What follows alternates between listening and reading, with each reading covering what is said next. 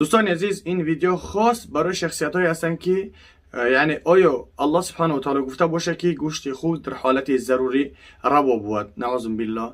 آیا اینکه گوشت خوک اجازت اسلام اجازت میده، نعوذ بالله. بعضی برادرها همین در گوش شنیدن که گفتنشون نعوذ بالله گپی هر کس گوش نکنین، هر چیزی که الله حرام کرده است ایوا یگان چه فایده نیست بلکه از او ضرر است. یک، برای کسانی که در جا و مکانی که خوکبونیه در اونجا کار میکنن، در جا مکانی کار میکنن که خوک اونجا ذبح میکنن، یعنی میکشن عوض بالله و برای فروشنده، و کسانی که گوشت خوک میفروشن عوض بالله، این ویدیو خاص برای همونها هست. و کسانی که در جا و مکانی کار میکنن در اونجا حرام کرده خداونده، این ویدیو برای همونها. برای بسیار برادران نوشتن که آیا الله سبحانه و تعالی در یگونجا اجازت داده است که آیا یگون احادیث یا که در قرآن در یگونجا اومده که الله اجازت داده است که در حالت ضروری گوشت خوک رو میتونن که استعمال کنین یا که استفاده برین؟ نه. حدیث رسول خدا صلی الله علیه و سلم که عبدالله ابن مسعود رضی الله عنه روایت میکنه که ان الله لم یجعل شفاءکم فیما حرم علیکم. الله در یگان چیز شفا نداده است برای شما هر آن چیزی که حرام کرده است. یعنی حدیث صحیح است. و در دیگه حدیث رسول خدا صلی الله علیه و سلم فرموده است که ان الله لم یجعل شفاء امتی فيما حرم علیهما. یعنی الله در یگان چیز شفا نداده است بر امتای من هر آن چیزی که حرام کرده است. یعنی هر آن چیزی که حرام است در اون یگان چیز شفایی نیست. بعضی ها میگویند که نعوذ بالله سپیرتنوی شفا میته، نعوذ بالله، اگرچه هم که حرام باشه. نه، شفا نمیته، بلکه اندک شما را شاید که حالت را خوبتر کنه و بعدتر حالتان بدتر میکنه.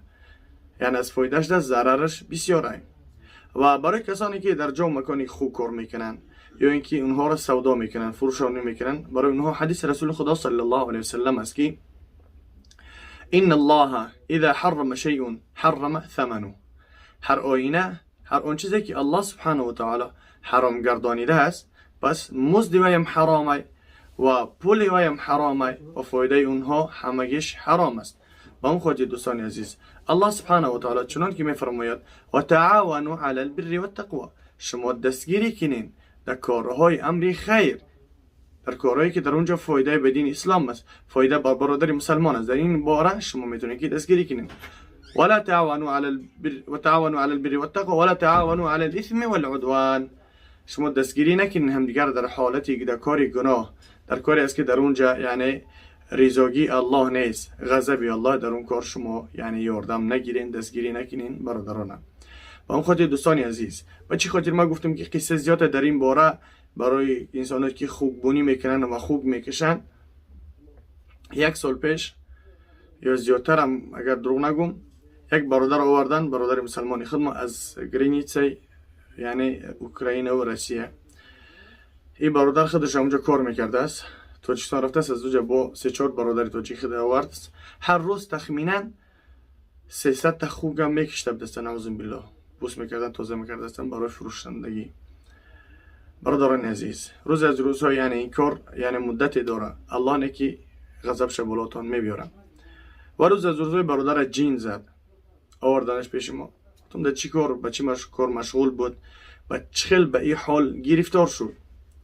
یعنی قصه کوتاه که برادرش نقل کرد که خلاصی هم در جا مکان خوب کار میکرد، یکی هم تا بیمار شد. آمد خلاصی هم تخمینا دا خدا دروغم نکنه 3.5 ساعت یا اینکه 4 ساعت خوندیمش، بعد بهش آمد الحمدلله. جین عجینه و شیاطینش از بدنش برآمدن، بعد به گپ در آمده رگشت، مثل یک اسکلت شده بود، نه گپ میزد، نه راه میگشت، نه میخورد، نه بلکه همین یک چیزی میگفت همین گپ میگفت و بس. با اون خاطر که الله سبحانه و تعالی حالا اینکه ما و شما را امتحان نکرده است، الله همه ما و شما را توفیق بندگی عطا بفرماید و برای راست هدایت ممکنه. از جمله شخصیت های بگردانه که اهدنا الصراط المستقیم صراط الذین انعمت علیهم غیر المغضوب علیهم ولا الضالین. آمین. از اون شخصیت ها بگردانه که برای راست هدایت میکنه و غضب خش بالای ما و شما نیاره. بسیاری برادران یعنی با خواهرها یعنی شکایت میکنن از اکثریت مولاها که یعنی میخونن ما ساز نمیشیم. یعنی در مولا مشکلی نیست، مشکلی در همون شخصی است که بیمار است. یعنی طاعت عبادت الله خوبتر و بیشتر بکنه اگر الله تیزتر و بیشتر برای او شفا عطا میفرماید. اگر که چقدر که ما لادر شیم، چقدر که ما یعنی الینی بشیم، یعنی تنبل شیم در طاعت عبادت الله، الله همون قدر دیر ما را شفا میده. با همون خاطر هر یک کدیم ما و شما یعنی اذکار صبح و شام را باید فراموش مکنیم. مثل که بلیط داریم باید گنجو پرواز کنیم، همون گونه باید هر روز اونها را ما بخونیم تا اینکه نجات بیابیم از یعنی بدی های شر شیطان و جین. برای آنه که از اونها ما و شما باید نجات بیابیم، هر سحر که از خواب خستیم یعنی آیت الکرسی را بخوانیم 3 مرتبه، قل هو الله احد 3 مرتبه، قل اعوذ برب الفلق 3 مرتبه، قل اعوذ برب الناس 3 مرتبه. و دیگر دعاهای بسیار هستند که اصبحنا و اصبح الملک لله والحمد لله وصل امسینا و امسل الملک. مثال دعاها بسیار هستند الحمدلله. و دعایی است که باید ما و شما چون پیغمبر خدا صلی الله علیه و سلم فرمودند که هر کسی این را 3 بار بخوانه ان شاء الله که تا بگار او را یگان چیز ضرر رسانده نمیتونه. دعا چنین است، یعنی کوتاه است الحمدلله در زبان، اما در عمل ان شاء الله که به نهایت منفعت خوبی میرسونه. بسم الله الذي لا يضر مع اسمه شيء في الارض ولا في السماء وهو السميع العليم. شاید که 6 ثانیه ما و شما را بگیره. 1 مرتبه، اگر 3 مرتبه بخونیم یعنی 17 ثانیه ما و شما را میگیره. با هم خاطر برادران عزیز حرکت کنیم، کوشش کنیم ان شاء الله ازیاد کنیم دعاها را، دعاهایی که برای بیماری پوستی هستند یعنی پیست میگن در خدمت و بیماری های دیوانگی. دعا کنیم که اللهم انی اعوذ بک من البرص والجنون والجذام و من سیء الاسقام، یعنی پناه میطلبم به سوی پروردگار از جمله بیماری یعنی پیسی پوستی و چند نمود بیماری پوستی میشود، والجنون از دیوانگی، والجذام و من سیء الاسقام از بیماری و از بیماری یعنی ویروس و دیگر بیماری های هستند که بعضی همون ها را شنیدگی نیستیم. از همون خاطر دعا کنیم فقط 3 بار الحمدلله یعنی بخونین بسم الله الذي لا يضر مع اسمه شيء في الارض ولا في السماء وهو السميع العليم. بعد هر یک نماز سبحان الله وبحمده عدد خلقه ورضا نفسه وزينة عرشه ومداد كلمه. این دعا را ما شما باید 3 مرتبه بخونیم. بعد هر یک نماز یعنی بگیم از خانه که برآمدیم بگیم بسم الله توکلت علی الله ولا حول ولا قوة الا بالله اللهم إني أعوذ بك أن أضل أو أضل أو أزل أو زل أو أظلم أو أظلم أو أجهل أو يجهل علي ولا حول ولا قوة إلا بالله فتبارك الله أحسن الخالقين اللهم احفظنا واسترنا يا رب العالمين. اللهم رح حفاظات بگردون و ستر من بگردون استماعی بله و عفتها.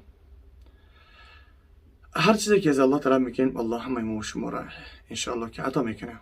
همون در آمده بگو که اللهم انی اعوذ بک من الخبث والخبائث، پناه میطلبم به سوی پروردگار از جمله جنها و زن و مردهاش، از اونها پناه میطلبم. انشاءالله بگو که در حاجات که چیدی در فکرت هر چیز که نمیآید حتی به گناه زنی دست نمیزنین. با هم خاطر هر کجا که باشین به ذکر یاد عبادت الله باشین. خداوند هر یک ما و شما رو توفیق بندگی عطا بفرمایه و براه راست هدایت ممکنه. فی امان الله. السلام علیکم و رحمت الله و برکاته.